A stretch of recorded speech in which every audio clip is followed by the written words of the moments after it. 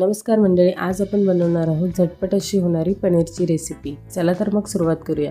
एका कुकरमध्ये एक कांदा, एक टोमॅटो, आलं, लसूण, सुकी मिरची, हिरवी मिरची, थोडेसे धने, जिरे, इथे तुम्ही धने जिरे पावडरची पूडही वापरू शकता। त्यानंतर खडे मसाले, त्यात वेलची, मिरी आणि काजू व बदाम व अर्धी वाटी दूध व अर्धी वाटी पाणी घालून व्यवस्थित मिक्स करून कुकरच्या 2 शिट्ट्या करून घेतल्या।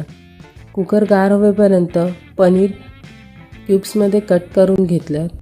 कुकर गार झाला की ते मिश्रण मिक्सरला लावून त्याची पेस्ट बनवून घेतली। एका कढईत थोडंसं तेल व बटर घालून त्यावर मिरची पावडर घालून ढवळून घेतलं व कापलेले मिरचे तुकडे घालून मिक्स करून घेतलं व जी आपण पेस्ट बनवली होती ती घालून ढवळून त्यात चवीनुसार मीठ व गरजेनुसार पाणी घालून 5 मिनिटं उकळी आणून दिली व वरून कसुरी मेथी घालून रेडी आहे आपली पनीरची इन्स्टंट भाजी। व्हिडिओ आवडला असेल तर लाईक करा, शेअर करा आणि सबस्क्राईब करायला विसरू नका।